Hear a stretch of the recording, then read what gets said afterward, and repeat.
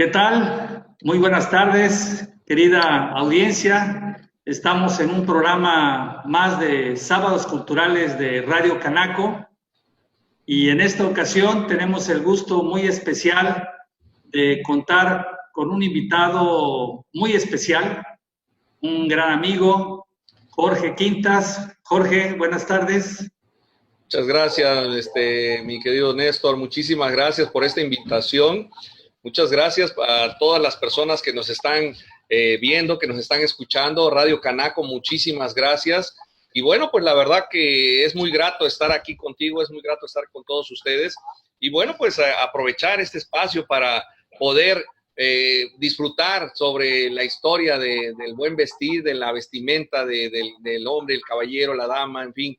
Va a ser muy interesante esta tarde de sábado y bueno, la verdad que espero que todo el mundo se conecte, todo el mundo nos esté viendo y pues estamos aquí para servirles. Adelante, mi estimado Néstor. Muchas gracias, Jorge. Pues efectivamente, Jorge ya dio un antecedente del tema que vamos a manejar y precisamente es sobre el vestido. Pero, ¿por qué el vestido? Ustedes se imaginan y voltean a su alrededor, todo mundo andamos vestidos y esto sucede desde la prehistoria.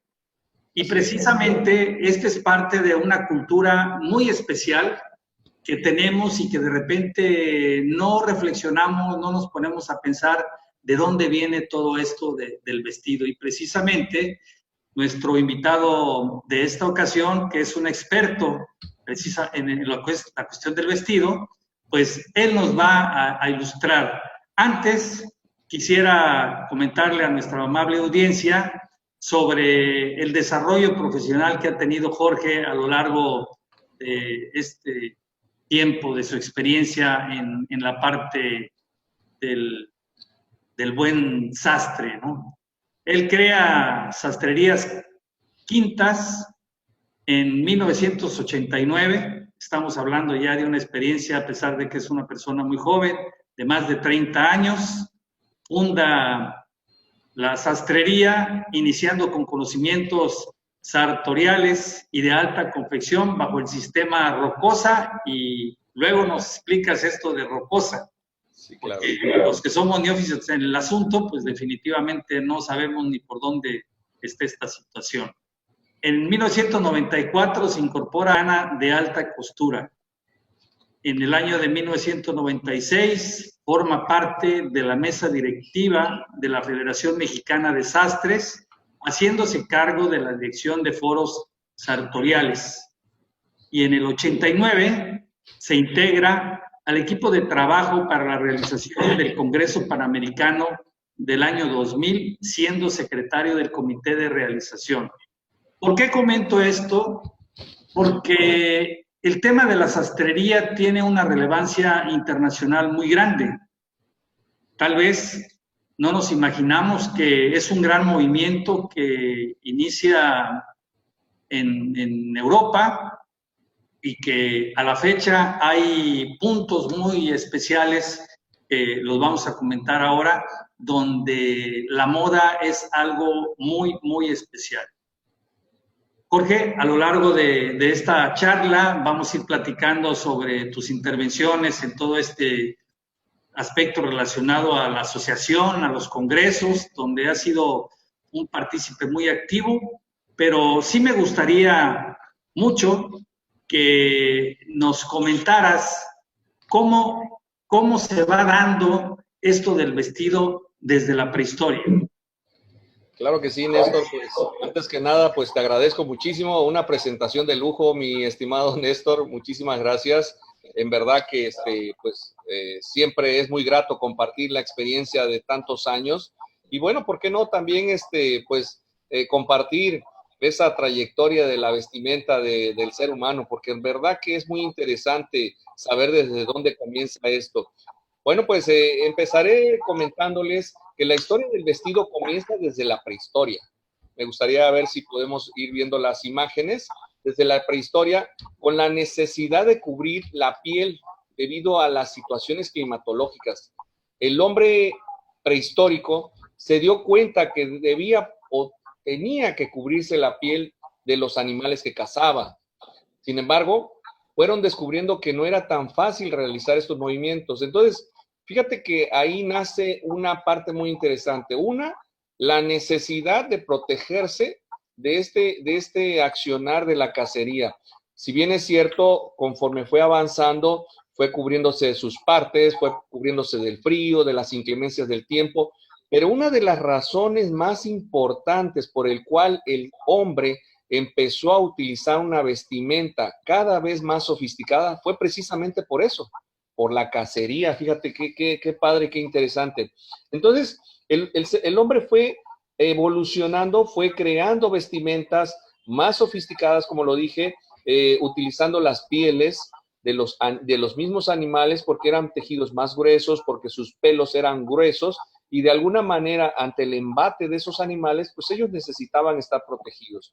Posteriormente empezaron a utilizar más protección, utilizando el zapato, lo que es el calzado. Obviamente ellos cubrían únicamente las partes de sus tobillos, cubrían las partes de los codos, los brazos, por supuesto el pecho, porque eran las partes más expuestas para ese ataque. Entonces, esto fue evolucionando. Entonces, podemos desde ahí tomar el inicio de la vestimenta del ser humano. La historia del vestido surge desde el momento en que el vestido pasa de ser una obligación de protegerse del clima, fíjate, a convertirse en una necesidad vital. Comienza la historia de la moda, podemos decir ahí, porque conforme fuimos avanzando, pues fuimos creando nuevas estrategias, nuevas formas de vestir. Entonces, ¿qué quiere decir con esto, Néstor? Quiere decir que el vestido nos muestra la cultura, la riqueza y el grado de desarrollo de las civilizaciones y nos da una visión de las condiciones geográficas, económicas y culturales de los pueblos. Si podemos ver ahí la imagen, la primera imagen que tenemos, pues vamos a poder apreciar realmente lo que estamos hablando. Tenemos ahí la imagen, ojalá y podamos verla. Vamos a ver precisamente cómo desde la prehistoria, ¿no? Desde la época paleolítica, los hombres buscaban esa protección. Y bueno, pues a ver si podemos verla. La tenemos ahí a la mano. Bueno, mientras nos ajustamos ahí a los tiempos. Entonces, ¿qué sucede, Néstor?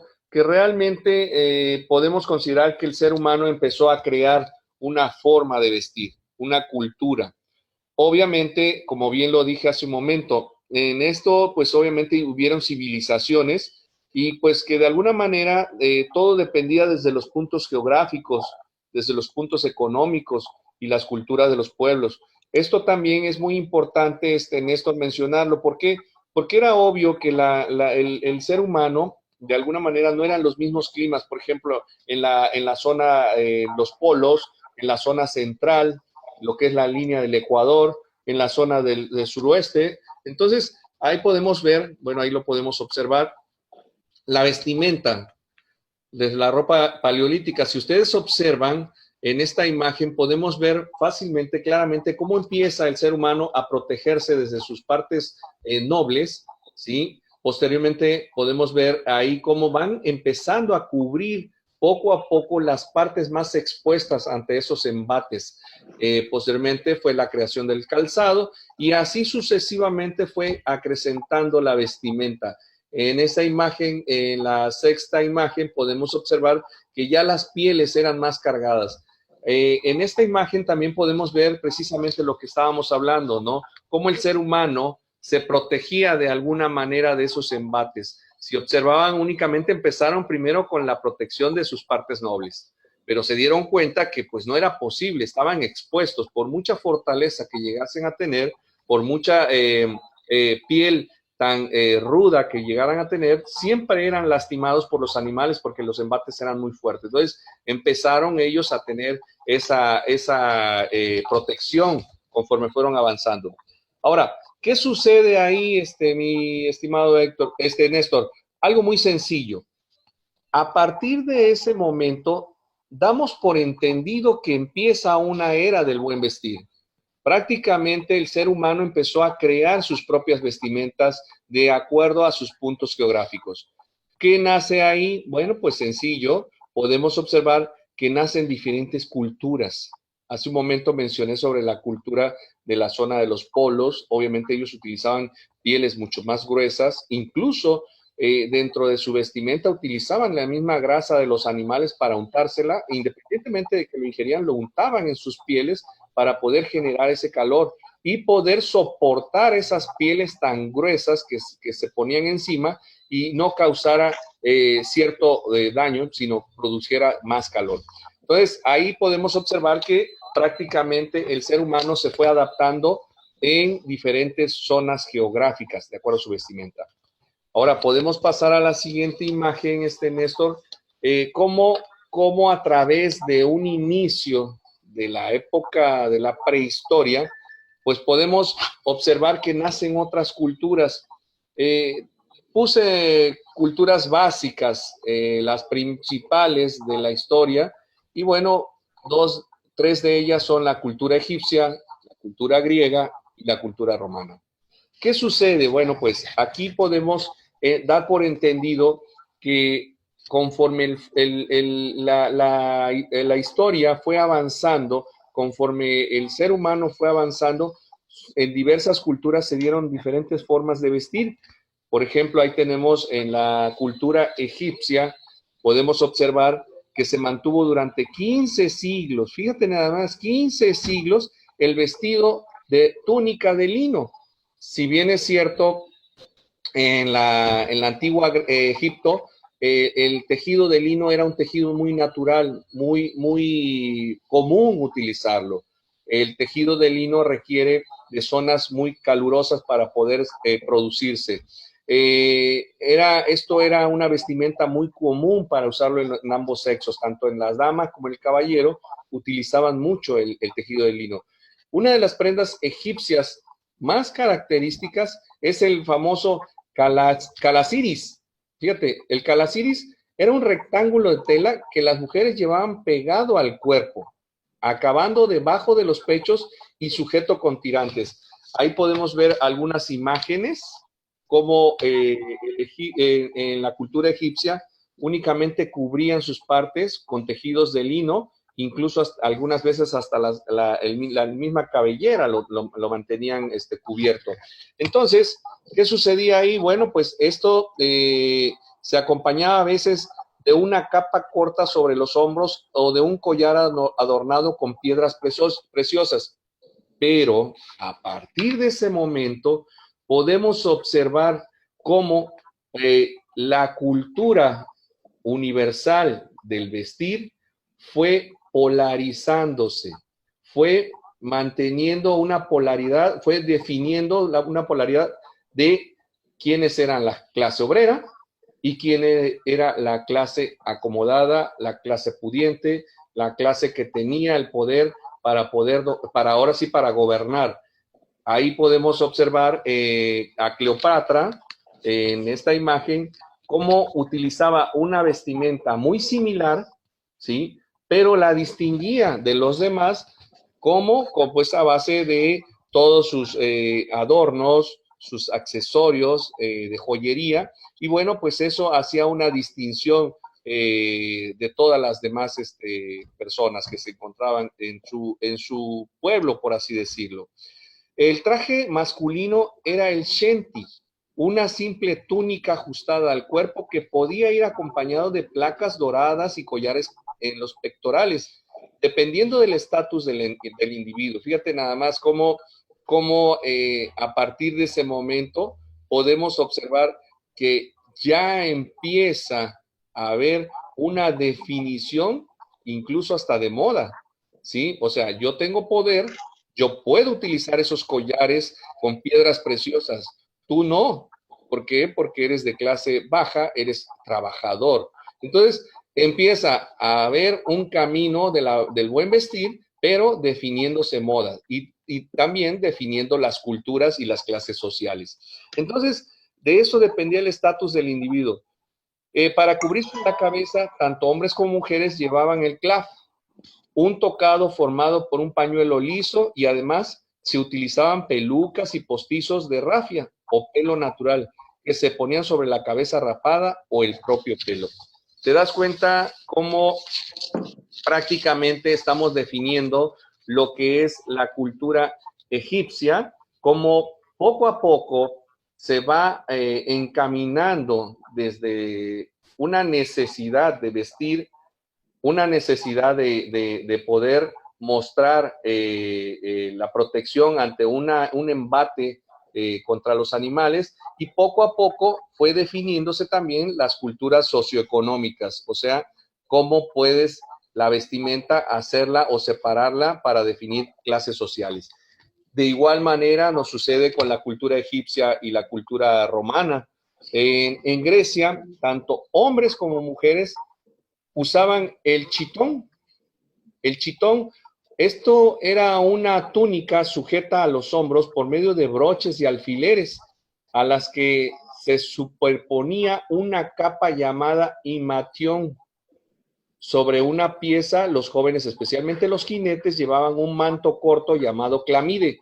La versión femenina era la túnica peplos, que consistía en un rectángulo de tela de lana o lino. ¿Te das cuenta ahí cómo volvemos a hacer mención del lino, que es un tejido 100% natural, que también la lana era un tejido 100% natural? Y pues ellos obviamente lo utilizaban porque de alguna manera el lino es un tejido muy ligero, un tejido muy suave, pero con mucha transpiración. Y la lana, a pesar de ser un tejido de punto muy cerrado, cualquiera diría, oye, pero es que hace demasiado calor en Egipto, en Roma, son lugares muy calurosos. Sí, sí es cierto, pero la lana la utilizaban porque para ellos el hecho de portar un tejido de lana encima, la lana tenía esa absorción de humedad, absorbía la humedad del cuerpo, y eso era lo que hermetizaba las temperaturas. Ya estando yo adentro, junto con mi capa de lana, obviamente mantenía lo fresco y repelía el calor. Entonces, los romanos, por su parte, adoptaron su prenda más importante de los griegos, que era la toga. Como podemos ver ahí en las imágenes, podemos observar que las togas eran muy comunes en la cultura griega. Ellos utilizaban la toga como un símbolo de riqueza en cultura, de conocimientos. Cuántos filósofos utilizaban este tipo de túnica, y por supuesto, lo más importante, definir qué calidad de túnica usabas, ¿no? Igual, de igual manera, se manejaban con la distinción de los accesorios, se manejaban también con distinción del tipo de adornos que podrían usar en su vestimenta. Por supuesto, el calzado también influía mucho. Yo, si era una familia de clase acomodada en la cultura griega, yo podía utilizar unos zapatos incluso del mismo tejido.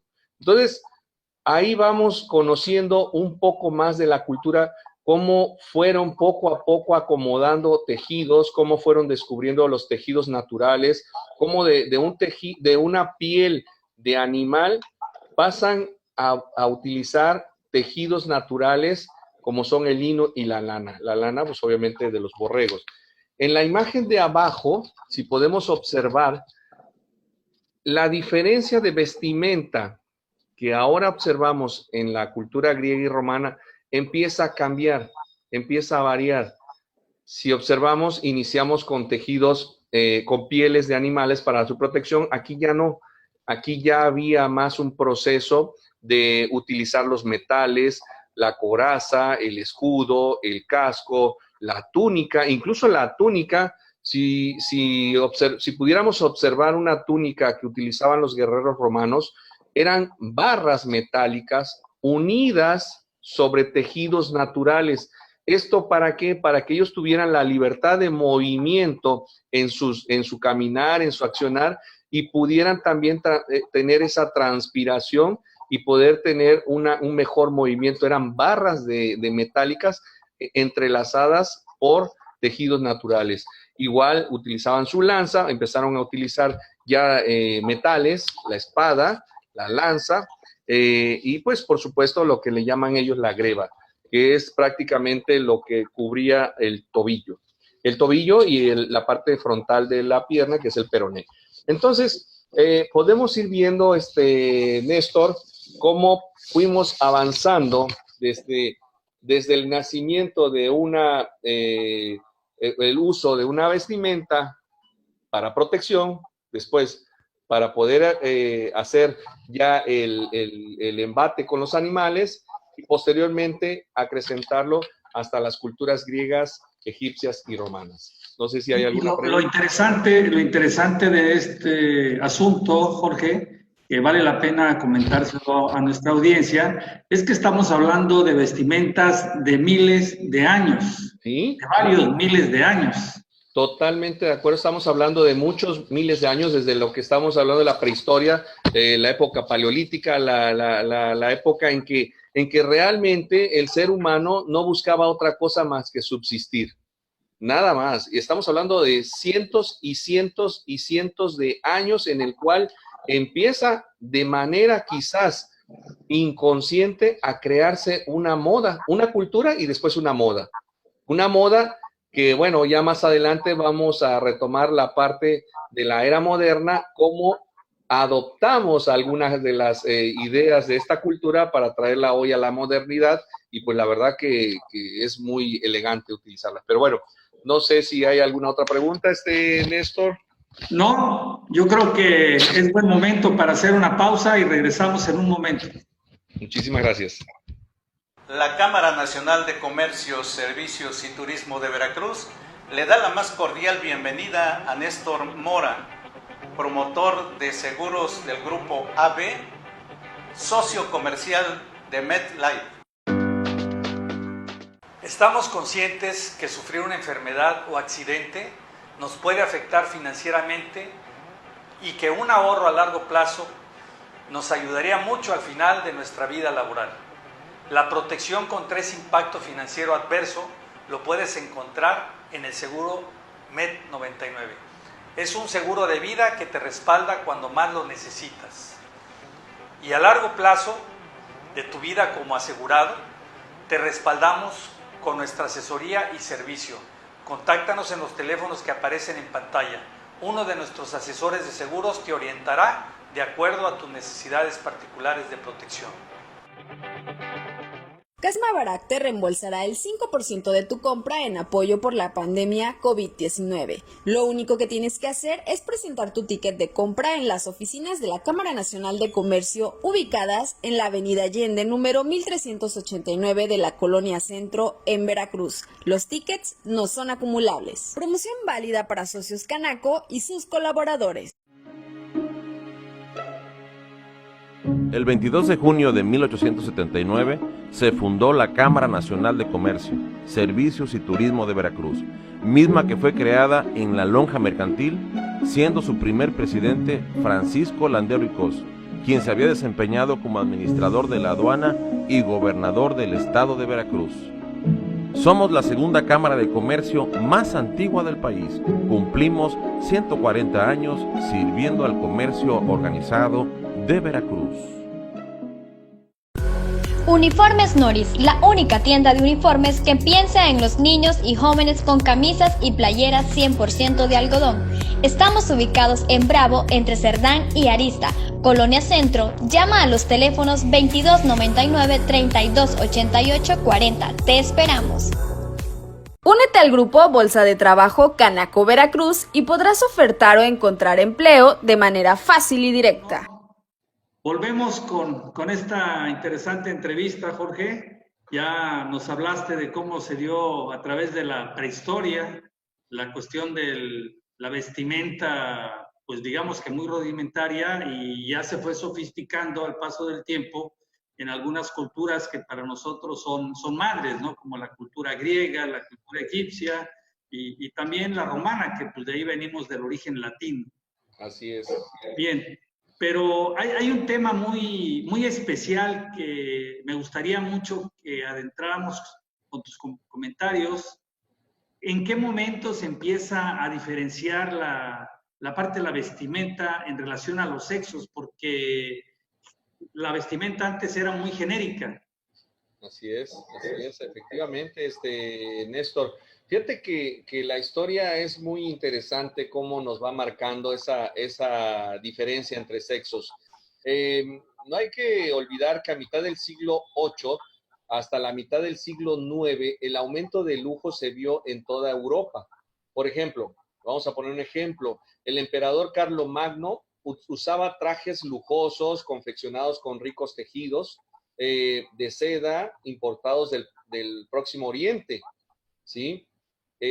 Las cruzadas también acercaron a Europa con influencia oriental al vestido.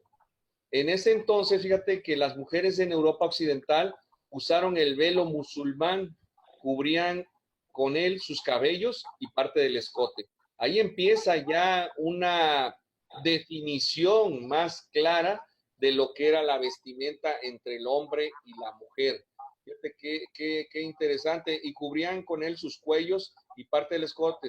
Y ahí nace otro tejido muy interesante, porque aparte de utilizar el lino que ya venía trabajándose desde siglos pasados, bueno, pues ahí ya nace lo que es la seda blanca. En el caso de los caballeros, los calzones llegaban hasta los tobillos, o sea, la ropa interior llegaban hasta los tobillos, sujetados con una cuerda cosida en el borde superior. Los nobles lo llevaban ajustados y las clases bajas holgadas. Te das cuenta cómo a partir de ese momento ya no estamos hablando de una vestimenta genérica o una vestimenta en términos generales, no, ya estamos hablando de una definición más precisa de lo que es la cultura socioeconómica.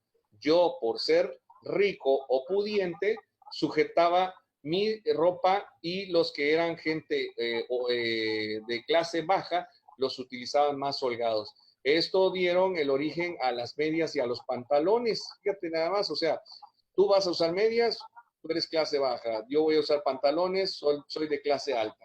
Es una definición muy precisa de cómo desde el siglo VIII y IX ya empezaban a tener esas diferencias.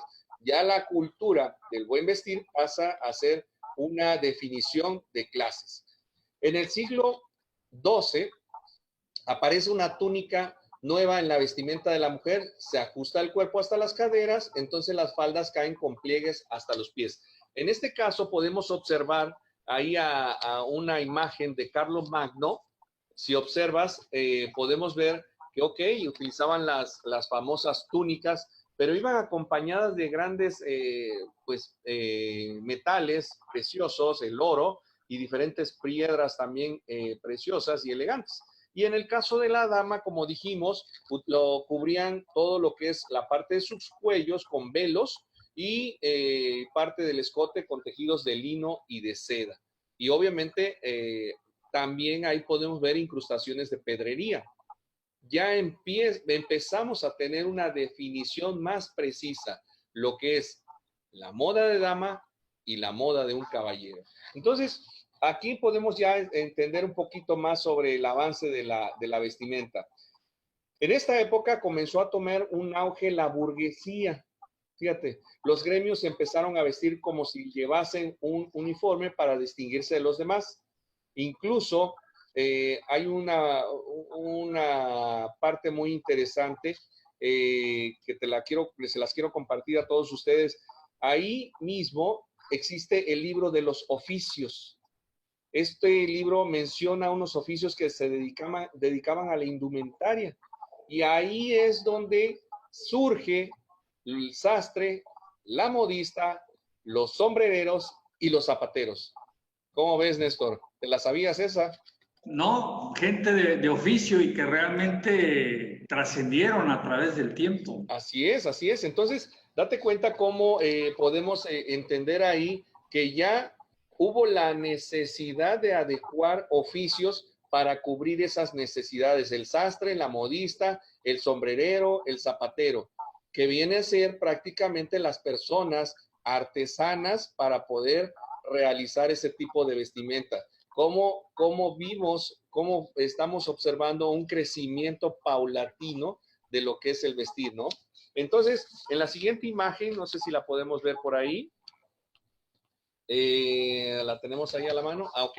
Bueno, ahí quiero comentar algo muy interesante. Vamos a dejarla con esa imagen. A mediados del siglo XIV, la evolución de la vestimenta asentará las bases del vestir actual. Las clases altas empiezan a usar trozos de tela cortados. unidas mediante botones y lazos. Los vestidos ya empiezan a tomar un carácter que se dedica más a la mujer. Es también ceñido y el largo con una cola ondeante. ¿Esto qué quiere decir? Que bueno, pues ya la mujer empezó a mostrar sus encantos, empezó a mostrar prácticamente que ellas podían lucir más la belleza, podían resaltar más su belleza. ¿Y cómo? Pues utilizando estos tejidos, estos vestidos tan pomposos, tan ostentosos, tan laboriosos. Y el caballero no, el caballero fue más enfocado a mostrar sus riquezas, a mostrar su poderío, a mostrar el que él era la persona que gobernaba, que tenía el poder para poder. ¿Y cómo lo hacía? Bueno, pues a base de su vestimenta y de incrustaciones de pedrería y pues obviamente las piedras tan preciosas que en ese entonces tenían. Entonces, los escotes pronunciados se destacaban en el pecho. Los cinturones eran más anchos, permitían separar el corpiño de la voluminosa falda. Fíjate nada más cómo ya la mujer empezaba a entender que la vestimenta tenía que ir definida para mostrar su silueta. La ropa empieza a tomar interés por las fiestas y la fantasía, los espectáculos, usando así ropa más dedicada para eso, como los vestidos de fiesta. Es lo que vemos hoy, el día de hoy. Hoy las mujeres sí usan vestidos más ostentosos, lo siguen utilizando, pero más definidos, con mayor escote, con mayor pronunciación en los vuelos de las faldas. Aquí viene otra parte muy interesante que quiero compartirles. Este es de la Revolución Francesa. La Revolución Francesa no hay que olvidar que fue una liberación en muchos ámbitos. Uno de ellos fue la vestimenta. La Revolución Francesa supuso un gran cambio en la indumentaria. Se tiende a plasmar la antigüedad clásica en el vestuario, acabando con las nuevas prendas que impedían los movimientos y se impone una nueva naturalidad. El vestido clave es el vestido camisa, que presenta el talle a la altura del pecho y está confeccionado en telas ligeras como algodón, batista, muselina y generalmente es de color blanco. Aquí quiero ahondar un detalle. En esta imagen, si ustedes observan en la chica Gibson, ¿sí? Estamos observando que en la época francesa, la Revolución Francesa, ya empezamos a ver que la mujer se empieza a definir más por su forma de vestir. Empezamos a ver que ya define más su cintura, que empiezan a utilizar otros tejidos. El algodón es uno de los principales que se empieza a utilizar en esa época. El vestido, como lo dije, presenta en el talle a la altura del pecho y está confeccionado con telas ligeras como el algodón.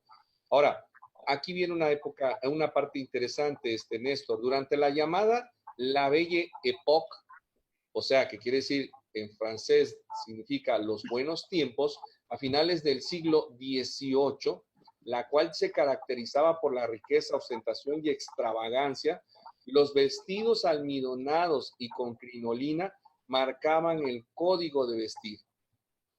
Sí podemos observar ahora que el caballero empieza a tener un estancamiento, por así decirlo, en su forma de vestir, y la dama no. La dama empezó a tener un crecimiento, una definición y un mayor uso de tejidos, ¿sí? ¿Esto qué significa? Que las mujeres fueron más preocupadas por lucir su vestimenta, por lucir su forma, sus tejidos, incluso empezaron a tener ya a manejar las incrustaciones de pieles, los teñidos, ellas mismas empezaron a manejar teñidos. Entonces, el caballero empezó a quedarse un poquito más estancado, las mujeres a desarrollarse. Esto obligó a crear algo más cómodo por dentro de la misma idea de la mujer pomposa, similar a una muñeca de porcelana. Lo podemos observar con la chica de Gibson. Les voy a comentar qué es la chica de Gibson. Esto, a comienzos del siglo XIX, comenzó la tendencia de la chica de Gibson, el cual era un personaje de caricatura. Fíjate, personaje de caricatura que representaba el modelo femenino de esa época y que se llegó a transformar en un patrón de vida. O sea, ¿qué quiere decir esto? Si tú quieres ser una dama moderna de esa época, una dama elegante, pues tendrías que tener una imagen como la chica de Gibson, como estamos viendo ahí en la imagen, y de ahí representaba el modelo femenino de esa época. O sea, en esa época la chica de Gibson era lo ideal, ¿sí? Las características de la chica de Gibson era que deberían de ser de pecho erguido, caderas anchas y además sumisas y obedientes. ¿Te suena eso, Néstor? Pues sí, me suena muy lejano. Así es, me suena muy lejano, pero interesante. Fíjate cómo las mujeres poco a poco fueron empoderándose de la moda, fueron sacándole mayor provecho a los tejidos, sacándole mayor provecho a todo lo que es los tejidos, y bueno, fueron las que más evolución tuvieron en la vestimenta. El caballero, a final de cuentas, mostraba sus riquezas, la mujer mostraba sus encantos a base de las formas de los tejidos. ¿Cómo ves? Sí, lo que es muy interesante, precisamente a finales de lo que sería el siglo XVII, 18. Uh-huh. Bueno, 18, perdón, donde estamos entrando a la parte de la bella época, la Belle Époque, Ajá. donde se generan grandes cambios en muchos aspectos de carácter cultural, por ejemplo, en la música, Sí. Donde se rompen patrones con Debussy y que de una u otra manera Ravel, que ya no llevan esa simetría musical.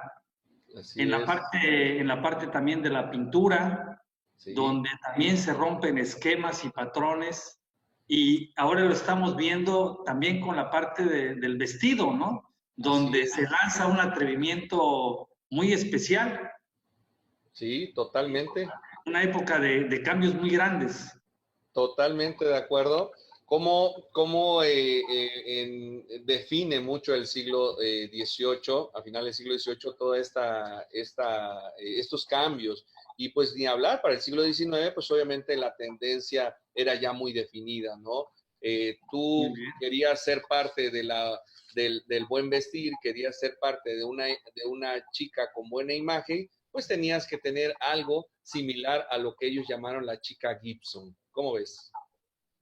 Interesante lo que nos estás comentando, Jorge, y vamos a tomar la ocasión para hacer una pausa y entrar a otra época de lo que es la parte del vestido. Regresamos en un momento, hacemos una pausa. Para todo en maquinaria y herramientas, cuenta con Ryker. Productos a los mejores precios, con garantía, servicio y refacciones en marcas líderes para la agricultura, jardinería, construcción, industria y mucho más. Cuenta con una sucursal Ryker cerca de ti. Ryker. Casmabarak te reembolsará el 5% de tu compra en apoyo por la pandemia COVID-19. Lo único que tienes que hacer es presentar tu ticket de compra en las oficinas de la Cámara Nacional de Comercio ubicadas en la Avenida Allende, número 1389 de la Colonia Centro, en Veracruz. Los tickets no son acumulables. Promoción válida para socios Canaco y sus colaboradores. En la Cámara de Comercio, Servicios y Turismo de Veracruz, contamos con el Departamento de Capacitación, siendo un área enfocada a desarrollar el potencial laboral y humano, a través del programa de capacitación para satisfacer las principales necesidades de la empresa, ayudando al empresario a cubrir la normatividad de la STPS. Para poder cubrir estas capacitaciones, contamos con instructores profesionales y expertos en los temas que imparten. En el área de capacitación, innovamos y cubrimos las necesidades del mercado. Llámanos y conoce nuestros productos. Panadería Chevo, el pan del buen sabor. Somos calidad y tradición. Ven y disfruta el único y delicioso sabor irresistible. Estamos ubicados en Soledad de Doblado, Colonia Centro, Zaragoza, número 201. Pedidos al 2859-720771. Lo bien disfrutado jamás será olvidado. Panadería Chevo, el toque dulce de tu día. La Cámara Nacional de Comercio, Servicios y Turismo de Veracruz se congratula en presentar a ustedes a S3 Informática con su director, el ingeniero Oscar Fuentes. Amigos, consciente con el tema de las tecnologías, en la cual es necesario en todos los ámbitos empresariales y del hogar, es importante tomar en cuenta el mantenimiento de su equipo de cómputo. Para eso estamos a sus órdenes, tanto en impresión, en telefonía, en sistemas administrativos y no podríamos dejar último las laptops. Bueno, Toda esta necesidad es muy importante y prever es la mejor opción para todos ustedes, y por eso nosotros, S3 Informática, estamos a sus órdenes. Los teléfonos aparecerán en pantalla y la dirección.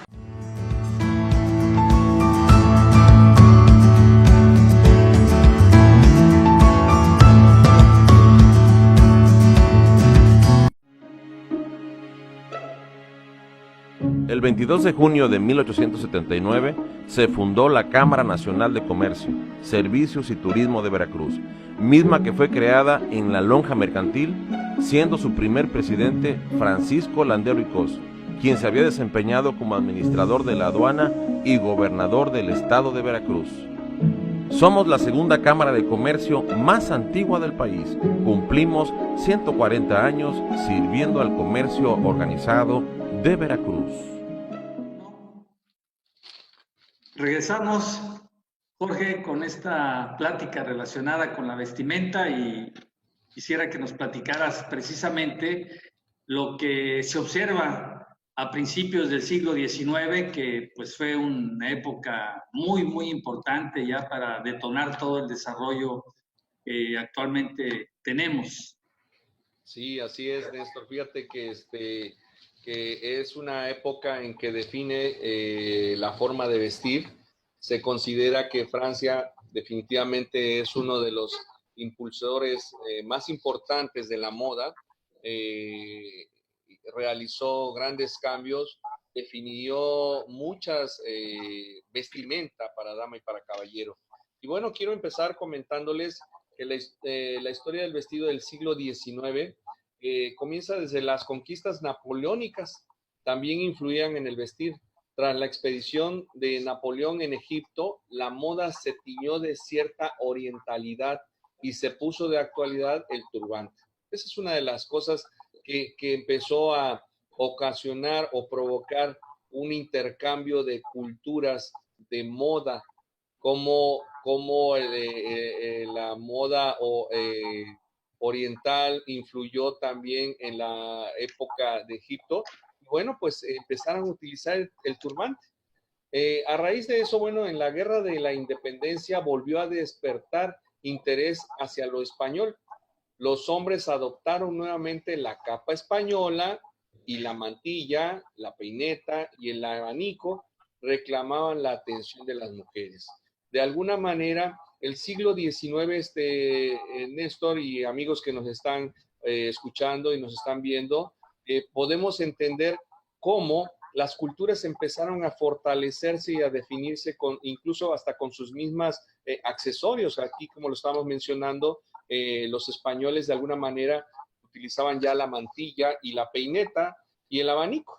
Eran prácticamente accesorios muy útiles, pero aparte de ser útiles, eran muy importantes en su forma de vestir. Por su parte, el vestuario masculino acusó una gran influencia inglesa. Aparecer el fenómeno del dandy.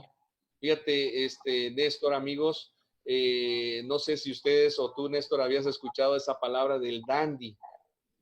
Pues solamente me acordaba del grupo musical acá, de los tíos de los dandis.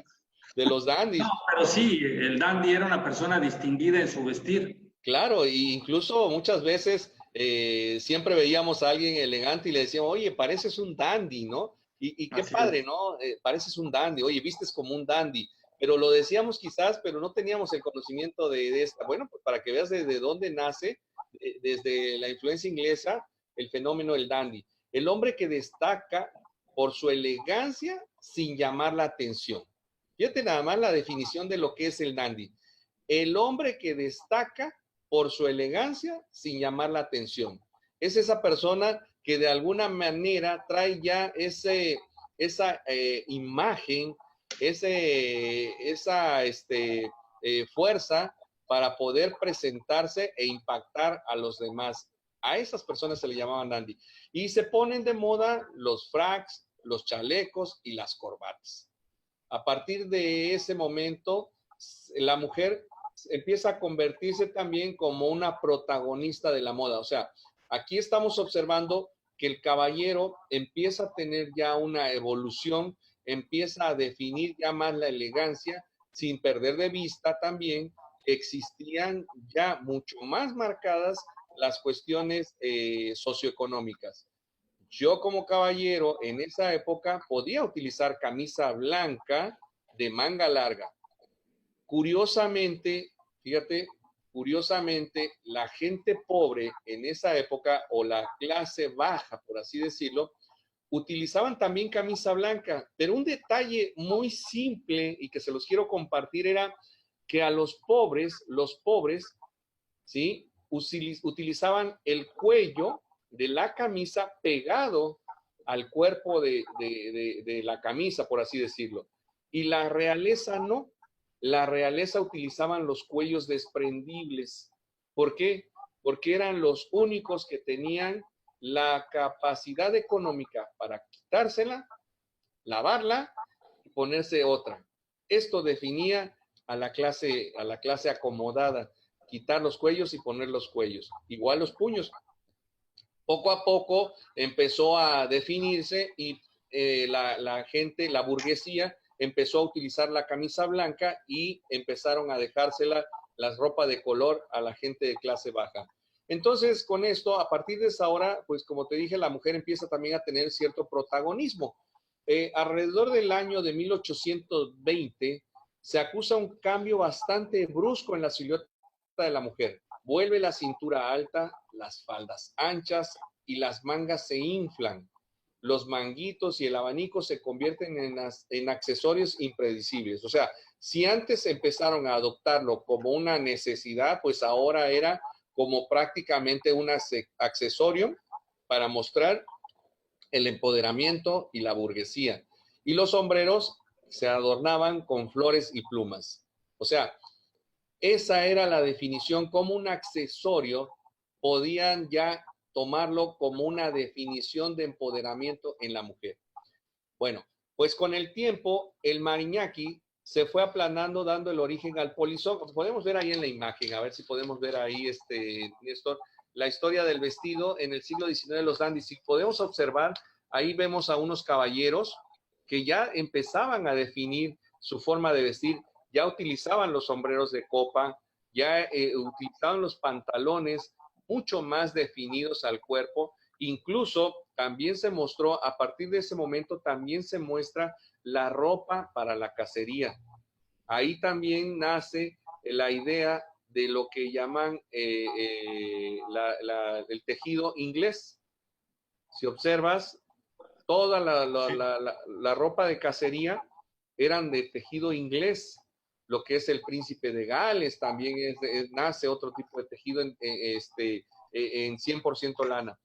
Empieza a haber ya una definición. Y en el caso de la dama, lo que estábamos hablando hace un momento, ¿no? La definición de las crinolinas en el siglo XIX. Observamos en la imagen una crinolina sumamente ancha. Puedo decirte, Néstor, que esta crinolina, para poder llenarla, ¿sí? Para poder cubrir todo esta base, por así decirlo, eran aproximadamente de 30 a 40 metros de tela la que soportaban llevarla en la cintura. Pero no tan solo eso, eran diferentes capas que iban cubriendo esa crinolina. Por supuesto, el tejido principal, el que quedaba a la vista, ahí es donde empezaban a trabajar las damas. Obviamente la clase de los trabajadores o servidores de la burguesía, por así decirlo, se encargaban precisamente a bordar todas esas faldas, a bordar todos esos tejidos, hacerle las incrustaciones de pedrería necesarias, porque eso era lo que distinguía. Un vestido de esos, pues se tardaban hasta 2 años tranquilamente en estar bordándolo. Y no nada más eso. Esto también era muy interesante porque al principio era el utilizar a lo que era la clase obrera para hacer este tipo de vestimenta, pero después empezó a utilizar la misma familia. Empezó a heredarse los bordados, las formas de bordar, empezó a heredarse por generación la incrustación de pedrería. Entonces, con el paso del tiempo, podemos observar que en esa época ya utilizaban a la abuelita, a la mamá, a la tía, a todo mundo intervenían ya para la elaboración de esos vestidos. ¿Por qué? Porque eran vestidos muy sofisticados, entonces habría que heredar esa manera artesanal de trabajar. Entonces, ahí tenemos una parte muy interesante, cómo la mujer empezó a buscarle más labor y más definición a lo que es la vestimenta. ¿Podemos ver la siguiente imagen? Sí, claro. Aquí podemos observar de igual manera en el siglo XIX, cómo observamos, cómo empezamos a ver que la mujer empezó a tener más salida ante la sociedad. Al principio ustedes recordarán que la mujer era un poquito más reservada. En esa época, ya en el siglo XIX, del siglo XIX, el Polisson, toda esta época francesa, ellos utilizaban ya vestidos más sofisticados, lo que hablábamos hace un momento, vestidos más pomposos, pero sobre todo, hace un momento te comentaba cómo la mujer empezaba a tener sus salidas, sus paseos por esos parques para poder ellas tener esos encuentros de socializar. Sí, también no hay que perder de vista que así como salían, ellas salían con tiempos medidos, tiempos muy definidos, ¿sí? Y se ponían su ropa, que en ese entonces era el troateau. En francés, así se pronuncia, troateau. ¿Por qué el troateau? Porque era la ropa más rápida, más práctica para poder salir, caminar, incluso lo hacían tan rápido porque eran horarios muy definidos en el que el hombre salía a trabajar y la mujer aprovechaba ese tiempo para salir a pasear. Eran tan rápidas sus salidas que esa palabra troateau hoy la podemos conocer como trotar. Al hacer ejercicio siempre decimos, bueno, primero camine, después te pones a trotar. Bueno, es una palabra francesa, el cual significa avanzar rápido, brincar y avanzar rápido. Así era la definición de ellas. Igual la podemos ver en la historia del vestido del caballero. El redingot era otra vestimenta ya más definida, mucho más elegante. Si podemos observar en la imagen, ya podemos observar ya unos chalecos más elegantes, podemos utilizar el uso ya de un bastón, podemos observar el uso del sombrero de bombín y sobre todo empezamos a acompañarlos de pañuelos o gasnet. El gasnet era uno de los accesorios que también el caballero en esa época empezó a adoptar. ¿Para qué? Pues para definir, insisto, una clase social de alta en comparación con las de nivel bajo.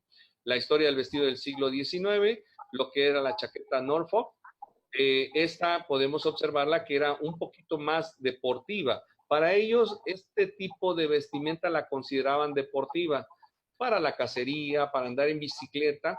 Y bueno, la verdad que ahí, a pesar de que hubo un avance en la vestimenta, aún no estaba bien definido lo que es la ropa de vestir con la ropa deportiva. El deporte en ese entonces, no hay que perder de vista que era la cacería y la bicicleta. Bueno, que eso ya fue dándose poco a poco. Entonces, la moda masculina seguía siendo sencilla. Triunfa el éxito del redingot, que es el que estamos viendo, un abrigo abrochado por delante y abierto en la parte inferior. Se popularizan también nuevas prendas como la americana, que encuentra una amplia aceptación entre la gente joven y la ropa del deporte, lo que hablábamos hace un momento, usando la chaqueta Norfolk para la casa. Si ustedes observan, ahí empezamos a ver las famosas chaquetas cazadoras. Si las recuerdas en algún momento, Néstor, que decían claro, las famosas cazadoras, que eran bolsas amplias, ¿sí? En las partes de arriba, parte superior de las camisas o los sacos, y también en la parte inferior. Este tipo de bolsas grandes la utilizaban precisamente para meter todo lo necesario para la cacería, sin perder de vista que los tejidos de lana era muy importante utilizarlo, porque el tejido de lana en ese entonces eran tejidos gruesos, eran tejidos que ellos podían incursionar por entre el monte, incursionar entre las hierbas y nunca iban a tener ningún problema para que se pudieran picar o pudieran tener algún roce con algún animal o insecto. Esto los protegía muy bien, por eso es que utilizaban ese tipo de vestimenta. Al igual que la ropa deportiva, lo que habíamos dicho, los pantalones eran arremangados, pero cubrían la parte de sus tobillos hasta la mitad, hasta la rodilla, con tejidos naturales. En este caso, ya lo conocemos como el calcetín, precisamente para evitar el que la cadena de la bicicleta pudiera rozar con tu vestimenta. ¿Cómo ves, Néstor? Muy bien, muy interesante. De hecho, algunas vestimentas de esta se siguieron conservando totalmente en el siglo XX y a la fecha todavía están presentes, ¿no? Así es, efectivamente. Hoy por hoy las seguimos conservando y bueno, pues sabemos que fue evolucionando poco a poco sin perder la esencia de lo que es la vestimenta de la dama y del caballero. Muy bien, interesante, Jorge. Pues vamos a aprovechar también la ocasión de este momento para hacer una pausa y vamos a regresar en un momento para seguir platicando. El 22 de junio de 1879 se fundó la Cámara Nacional de Comercio, Servicios y Turismo de Veracruz, misma que fue creada en la lonja mercantil, siendo su primer presidente Francisco Landero y Cos, quien se había desempeñado como administrador de la aduana y gobernador del estado de Veracruz.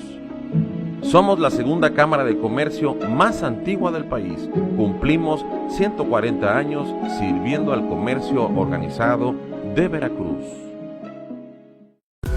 Uniformes Noris, la única tienda de uniformes que piensa en los niños y jóvenes con camisas y playeras 100% de algodón.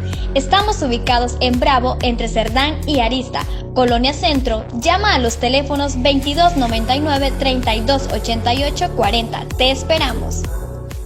Casmabarac te reembolsará el 5% de tu compra en apoyo por la pandemia COVID-19. Lo único que tienes que hacer es presentar tu ticket de compra en las oficinas de la Cámara Nacional de Comercio ubicadas en la Avenida Allende, número 1389 de la Colonia Centro, en Veracruz. Los tickets no son acumulables. Promoción válida para socios Canaco y sus colaboradores. Lanza la Cámara de Comercio el primer mercado virtual donde comprar y vender ahora es más fácil. Se trata de la apertura de un grupo en Facebook, Canaco Veracruz, donde podrás ofertar tus productos y servicios aunque no seas socio. Con esta inclusión, la Cámara apoya y facilita los vínculos comerciales a todo aquel que se encuentra luchando por mantener la vigencia de su giro empresarial o comercial durante la pandemia COVID-19, destacando además que contarán con la promoción publicitaria. Para todo en maquinaria y herramientas, cuenta con Ryker. Productos a los mejores precios, con garantía, servicio y refacciones en marcas líderes para la agricultura, jardinería, construcción, industria y mucho más. Cuenta con una sucursal Ryker cerca de ti. Ryker. Panadería Chevo, el pan del buen sabor. Somos calidad y tradición. Ven y disfruta el único y delicioso sabor irresistible. Estamos ubicados en Soledad de Doblado, Colonia Centro, Zaragoza, número 201. Pedidos al 2859-720771. Lo bien disfrutado jamás será olvidado. Panadería Chevo, el toque dulce de tu día. El 22 de junio de 1879 se fundó la Cámara Nacional de Comercio, Servicios y Turismo de Veracruz, misma que fue creada en la lonja mercantil, siendo su primer presidente Francisco Landero y Cos, quien se había desempeñado como administrador de la aduana y gobernador del estado de Veracruz. Somos la segunda Cámara de Comercio más antigua del país. Cumplimos 140 años sirviendo al comercio organizado de Veracruz. Regresamos a nuestra entrevista con nuestro invitado especial, Jorge Quintas, que nos está hablando sobre lo que es la vestimenta a través del tiempo. Y ya estamos prácticamente en la recta final del programa. Desgraciadamente, siempre hay limitaciones de tiempo en todo sentido. Y queremos aprovecharte, Jorge, que estamos aquí contigo para que nos platiques ya de más cercano a nosotros sobre la historia de la vestimenta, ya esto último, estas partes más especializadas en cuanto a la vestimenta actual. Sí, así es. Pues la verdad que muchísimas gracias, Néstor. Espero que esto sea muy interesante para todos y bueno, pues cómo fuimos haciendo un recorrido, ¿verdad? A través de la historia de la vestimenta. Pues es importante, Néstor, mencionar que a principios del siglo XX la moda aparece dominada por el afán de lujo, fiestas y boato, que caracteriza a la sociedad del momento. Fíjate nada más.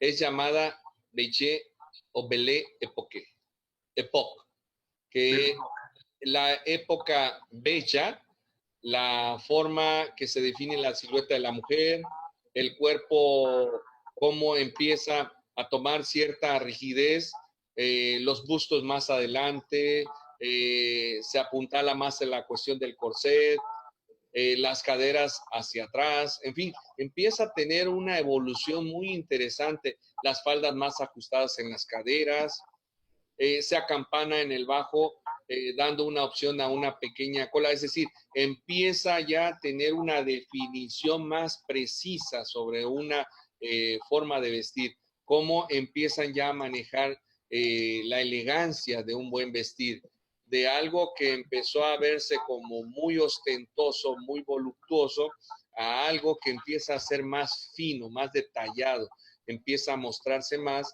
las características de la mujer. ¿Y esto qué sucede? Bueno, pues empieza también la rigidez de la línea, empieza a encontrar un contrapunto en la exagerada exuberancia de los accesorios y los adornos. ¿Qué quiere decir esto? Que definitivamente empiezan a mostrar también su empoderamiento a base de los accesorios y adornos, pero ya un poco más definidos, ya más elegantes. En lugar de mostrar tanta pedrería, muestran una sola con mayor valor. Las blusas se llenan de encajes, cintas y lazos. Los adornos preferidos son las plumas de avestruz. Fíjate nada más cómo prácticamente la vestimenta empieza a tornarse ya un poco más exuberante. Las plumas de avestruz, aquella persona que trajera plumas de avestruz o pieles como las boas y todo esto, pues era gente que tenía ya un poder bastante fuerte en la sociedad. Bueno, qué bueno que no fueron las de guajolotes, porque en esta época que los traen fintos. Sí, si no, no estaríamos sin guajolotes. Entonces, fíjate nada más cómo el ser humano empieza a encontrarle esta elegancia y esta definición tan importante. Los zapatos empiezan a ser más puntiagudos, con tacones un poquito más barrocos, más labrados. Se usan medias de seda, ya como el material de la seda, de algo que se define como un accesorio, no, ya empieza a ser algo más definido en los guantes, en las sombrillas, en los pequeños abanicos. ¿Cómo pasan de utilizar un tejido natural que normalmente era para el vestir, lo empiezan a implementar también en los accesorios, como por ejemplo en los abanicos? Esa forma de utilizar los abanicos mostraba, sigo insistiendo, el hecho de decir, estoy sobrado, tengo para utilizarlo hasta en mis abanicos. Entonces, ¿cómo poco a poco empieza a haber esa diferencia? La joya de moda son las perlas, pero a la medida que avanza la época, las cosas cambian ligeramente. Siguen las huellas del work, surgieron unas nuevas casas de alta costura, en fin, empieza ya una definición más precisa de la vestimenta. Ya estamos observando que las culturas fueron disipándose y fueron globalizándose. La palabra de moda es la globalización, ¿sí? Fueron globalizándose y haciéndose intercambios multiculturales, ¿sí? Ya no hubo aquella cuestión de decir, ok, la cultura oriental, la cultura anglo, la cultura latina, no. Ya empezó a haber una multiculturalidad. empezó a haber combinaciones de moda. Entonces, ¿esto qué sucede? Pues empiezan a surgir nuevas casas de alta costura, empiezan a surgir los diseñadores. Entonces, en el año de 1906, bueno, ahí podemos ver en la imagen que tenemos, ahí podemos definir en la primera imagen cómo, bueno, en la anterior, esta, cómo el caballero sigue manteniendo su línea de utilizar un saco, un pantalón. Observen que ya ahí existe una definición muy precisa. Lo que hablábamos de los zapatos ya empiezan a tener una combinación, mostrando una elegancia, un calzado más laborioso, una vestimenta igual laboriosa, sin perder de vista para qué lo utilizaban. En la imagen de al lado podemos observar una mujer un poquito más participativa en las actividades de la mujer, ya mucho más ligera, ya mucho más relajada, ya convivía con los caballeros, pero siempre con su toque de elegancia. Ahí podemos observar que la ropa del caballero empieza a tener esa definición en el calzado de igual manera, era un poquito mucho más elegante, pero sobre todo mostraban ya también los que eran las famosas, los botines. En la dama no perdían de vista de utilizar las medias de seda. Entonces, todo esto empieza a encaminar los sombreros. Si tú observas, Néstor, era un poquito ya más accesorio más usual en un caballero. En la siguiente imagen podemos observarla. Aquí podemos ir viendo cómo el caballero empieza hoy en día a tener ese cambio. Vamos a regresarnos en la anterior imagen, Néstor, porque quiero ahí comentarles en estas imágenes, si ustedes observan, en 1906 es Paul Poiret, el modisto, Paul Poiret, el modisto que liberó a las mujeres del corset y creó prendas más desestructuradas. Si observamos en la imagen, ahí ya como que el corset ya se hizo a un lado, ¿sí? Pasó a ser una prenda que estaba estructurada a desestructuradas y pasó a ser mucho más cómoda, dando una mayor funcionalidad a los vestidos, y además fue el primero que lanzó su propio perfume. Fíjate nada más cómo poco a poco empieza a introducirse ya otros accesorios que complementan la forma de vestir, y descubrió la magia de Oriente. Ahora los tonos malvas se cambian por tonos más intensos y las faldas se hicieron más estrechas.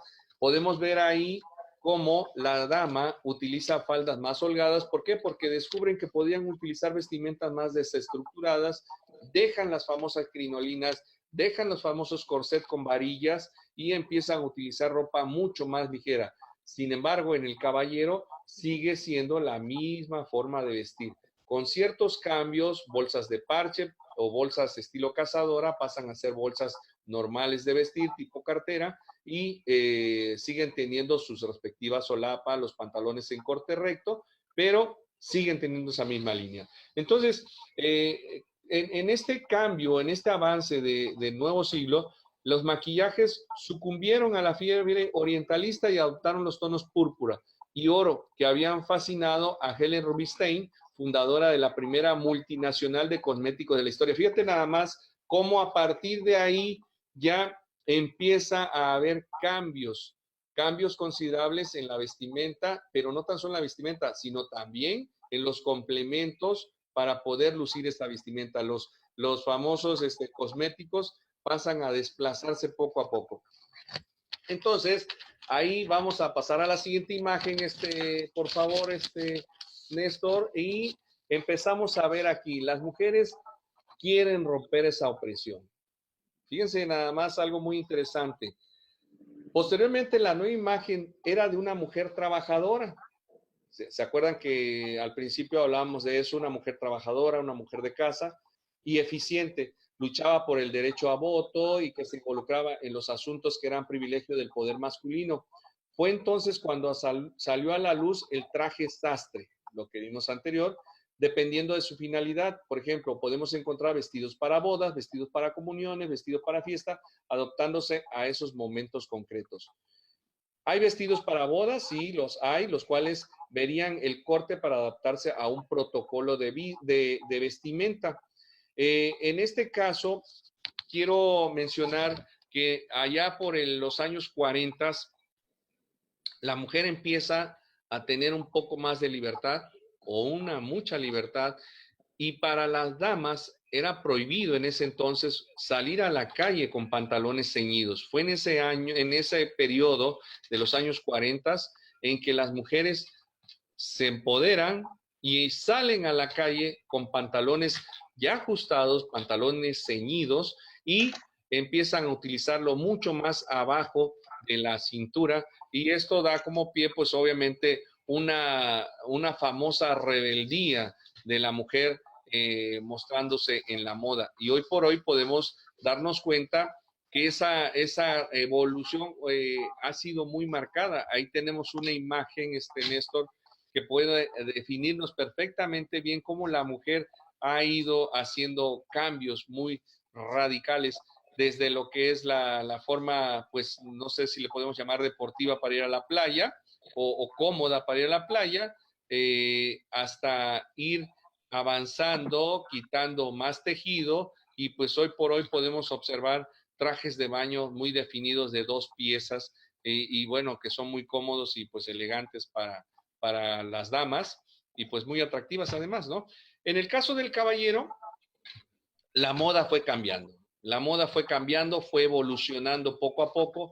Si podemos observar, si observamos en esta imagen, podemos darnos cuenta que ya la combinación de colores hoy por hoy ya es muy unisex. Tanto la dama como el caballero pueden utilizar colores ya más pasteles, los colores rosa, los colores chedrón, los colores ostión, el azul cielo, en fin, todos estos colores que normalmente eran tejidos, colores más para dama. Hoy por hoy ya el caballero los utiliza, incluso tener esos pequeños detalles de arremangarse los pantalones, de lucir un poquito más atrevidos, lo pueden utilizar. Es más unisex la moda de caballero que el de dama. No sé si tienes alguna pregunta, Néstor. Pues la verdad, interesante de cómo estamos llegando a esta etapa actual en cuanto al vestido. Sé que las tendencias pues están muy marcadas. De hecho, inclusive hay centros especiales de moda masculina y moda femenina, y que de una u otra manera se van adaptando a la actualidad y marcando las tendencias. Me gustaría mucho, Jorge, ya estamos prácticamente por finalizar el programa, pero me gustaría mucho que nos comentaras, aunque fuese de manera breve, uno de los proyectos bien interesantes que traes con relación al desarrollo profesional dentro de lo que es la parte de la sastrería, ¿no? Sí, fíjate que efectivamente, bueno, pues muchas gracias una vez más a ti, Néstor, muchas gracias a Radio Canaco por este espacio y por haber estado aquí con ustedes dando a conocer prácticamente de manera muy resumida la historia de la vestimenta de los seres humanos, cómo fuimos cambiando y evolucionando. Y bueno, gracias a todo esto, Néstor, pues nos involucramos en el mundo de la sastrería, de la moda, de la alta costura. Hoy por hoy estamos ya trabajando con el proyecto de Camber MX Internacional, aparte de tener ya más de 30 años de trayectoria en la sastrería y de pertenecer a varios grupos, agrupaciones nacionales e internacionales. Estamos trabajando con Camber MX, en donde lo utilizamos, o es más bien dicho, una plataforma muy importante de la moda. Ahí es donde presentamos todo lo que es la alta costura, en donde los sastres, modistas, diseñadores hacen intercambio de conocimientos, de experiencia con todos los colegas del rubro, pero sobre todo con los jóvenes estudiantes, todos aquellos jóvenes que están interesados en aprender la sastrería, la modistería, los sistemas de trazo, patronaje, pues todos ellos los invitamos a que asistan a estos congresos que año con año hacemos. Invitamos a personalidades muy importantes a nivel nacional e internacional y pues bueno, hacemos un intercambio y 3 días muy intensos en donde podemos conocer más sobre la alta costura. Así es, Néstor. Aparte Pues, de otras actividades. Interesante porque probablemente mucha gente no sepa que aquí en Veracruz es un centro de encuentro muy importante a nivel internacional, precisamente con este esfuerzo que haces por la dirección de Camber, y que vale la pena que esto se conozca, porque son situaciones que no en cualquier lado tienen el privilegio de tener esas grandes personalidades del mundo de la moda a nivel mundial.